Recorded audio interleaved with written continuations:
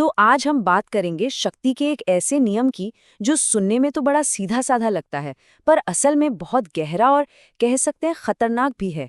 ये है शक्ति का तीसरा नियम। जरा सोचिए इस बारे में। क्या हो अगर असली ताकत दिखाने में नहीं बल्कि छिपाने में हो? मतलब लोगों को अंधेरे में रखना, उन्हें अंदाजा ही ना लगने देना कि आपके मन में क्या चल रहा है। ये अपने आप में एक बहुत बड़ा हथियार हो सकता है। तो आज हम इसे कैसे समझेंगे? सबसे पहले हम जानेंगे कि ये नियम आखिर है क्या। फिर हम इतिहास से कुछ बहुत ही मजेदार किस्से उठाएंगे जिसमें हम दो खास तरकीबें देखेंगे। एक है दिशा भ्रम और दूसरा है धुएं का पर्दा बनाना। और अंत में इन सब को मिलाकर देखेंगे कि इसका असली मतलब क्या है और ये काम कैसे करता है। तो आखिर है क्या ये अदृश्यता का नियम? चलिए इसकी तह तक चलते हैं। सीधी सी बात है, आप उस वार से कैसे बचेंगे जिसे आप आता हुआ देख ही नहीं पा रहे हैं। जब तक आपको पता चलेगा कि असली खेल क्या था, तब तक तो खेल खत्म हो चुका होगा। अच्छा, बातें तो बहुत हो गईं। अब देखते हैं कि असल जिंदगी में ये चीज काम कैसे करती है। और इसकी शुरुआत हम करेंगे दिशा भ्रम की कला से। मतलब किसी को जानबूझकर एक गलत रास्ते पर भेज देना। तो हमारी पहली कहानी हमें ले चलती है 17वीं सदी के फ्रांस। माहौल है शाही दरबारों का और कहानी है एक नौजवान मार्किस की जो एक बहुत ही मशहूर और खूबसूरत काउंटेस का दिल जीतना चाहता है। लेकिन उसकी मदद के लिए आती हैं उस दौर की एक मास्टर स्ट्रेटेजिस्ट निनोन दे लैंक्लोज। तो निनोन का प्लान सिर्फ एक प्लान नहीं था, ये तो दिमागी खेल का एक शाहकार था। मकसद सिर्फ काउंटेस को इम्प्रेस करना नहीं था, नहीं, बल्कि उसे इमोशनली इतना उलझा देना था कि वो मार्किस नाम की इस पहेली को सुलझाने के लिए बेचैन हो उठे। लेकिन कहानी में एक मोड़ आता है। मार्किस एक कमजोर लम्हे में अपनी पूरी स्ट्रैटेजी को ताक पे रखकर सब कुछ साफ साफ कह देता है।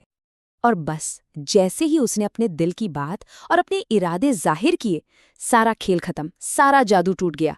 जो रहस्य था वो खत्म हो गया और वो एक रहस्यमयी इंसान से एक आम आशिक बनकर रह गया। और इसी के साथ उसने अपनी सारी ताकत खो दी। तो चलिए इश्क मोहब्बत की गलियों से निकलकर अब हम चलते हैं राजनीति के दांव पेच में और देखते हैं कि कैसे 19वीं सदी में प्रशिया के महान नेता ओटो वॉन बिस्मार्क ने इसी नियम का इस्तेमाल किया। तो बात है 1850 के दशक की। माहौल गर्म है, संसद और राजकुमार दोनों ही ऑस्ट्रिया से जंग चाहते हैं। लेकिन बिस्मार्क सबके सामने खुद को शांति का सबसे बड़ा दूत बनाकर पेश करते हैं। लेकिन क्या वो सच में शांति चाहते थे? बिल्कुल नहीं। उनका ये शांति का दिखावा सिर्फ एक चाल थी, एक रणनीति, ताकि उन्हें वक्त मिल सके, वक्त अपनी सेना को मजबूत करने का और साथ ही अपनी खुद की ताकत बढ़ाने का। और फिर सालों बाद जब वो पूरी तरह तैयार थे तो यही शांति के मसीहा अपना असली रंग दिखाते हैं और एक मजबूत जर्मनी को उसी जंग में धकेल देते हैं जिसका वो कभी खुलकर विरोध किया करते थे। तो एक तरीका तो हुआ दिशा भ्रम, लेकिन इससे भी ज्यादा ताकतवर एक और तकनीक है और वो है धुएं का पर्दा बनाना। मतलब एक ऐसा धोखा तैयार करना जो इतना जाना पहचाना और आकर्षक लगे कि किसी का ध्यान उसके पीछे की असलियत पर जाए ही नहीं। चलिए अब मिलते हैं एक बहुत ही मशहूर कॉनमैन से, जोसेफ येलो किड वेल, और उसका निशाना था एक रिटायर्ड करोड़पति सैम ज़ेज़ेम। वेल का प्लान बहुत ही सिंपल पर जीनियस था। उसने ज़ेज़ेल के सामने एक ऐसी डील रखी जिस पर यकीन करना मुश्किल था। एक बहुत ही कीमती शिकार घर कौड़ियों के दाम पर। जाहिर है ये सिर्फ एक चारा था, शिकार का ध्यान पूरी तरह अपनी तरफ खींचने के लिए। अब इस कहानी में सबसे मजेदार बात पता है क्या है? वो धुएं का पर्दा एक आम बिजनेस डील की शक्ल में था और लोग अक्सर उन चीजों पर शक नहीं करते जो उन्हें जानी पहचानी लगती हैं। ज़ेज़ेल का पूरा ध्यान तो बस मुनाफे पर था, इसलिए उसने उस अनफिट बॉक्सर या उस अजीब सी शर्त पर कभी सवाल ही नहीं उठाया। और अब हमारी आखिरी कहानी हमें ले चलती है 20वीं सदी की शुरुआत के इथियोपिया। यहाँ मैदान में है भविष्य के सम्राट हैली सलासी और उनका सामना हो रहा है एक बहुत ही ताकतवर और बागी सरदार बल्चा से। सेलासी ने जो किया वो दिमागी खेल की एक मिसाल है। उसने बल्चा के सामने पूरी तरह झुकने का नाटक किया, उसकी हर मांग मान ली। बल्चा को लगा कि सेलासी उससे डर गया है।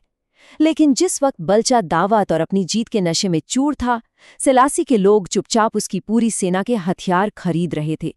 मतलब उसने सचमुच उसके पैरों के नीचे से जमीन खींच ली। और यही तो है एक धोखे भरे दिखावे की ताकत। बल्चा जिसे चूहा समझ रहा था, वो असल में एक शेर निकला और वो उसी शेर से मात खा गया। तो इन सारी कहानियों से हमें क्या समझ में आता है? इन सब के पीछे का सिद्धांत क्या है? ये बहुत ही सीधा है। सारा खेल इस बात का है कि लोग क्या देखते हैं और क्या नहीं देख पाते। देखिए, लोग उसी चीज पर रिएक्ट करते हैं जो उनके सामने होती है। तो असली शक्ति इस बात में है कि आप उनके लिए एक ऐसी सच्चाई बनाएं जो आप चाहते हैं कि वो देखें, जबकि आप पर्दे के पीछे अपना असली काम करते रहें। तो इस सबसे जो एक बात निकल कर आती है वो ये है कि दुनिया को वो चीजें नहीं चलाती जो दिखाई देती हैं, बल्कि वो चलाती है जो छिपी हुई है। असली ताकत हमेशा परछाई में काम करती है। और जैसा कि हमने पहले कहा, आप उस दुश्मन से लड़ ही नहीं सकते जिससे आप देख ही नहीं सकते। और जाते जाते एक और दिलचस्प बात पर सोचते हैं।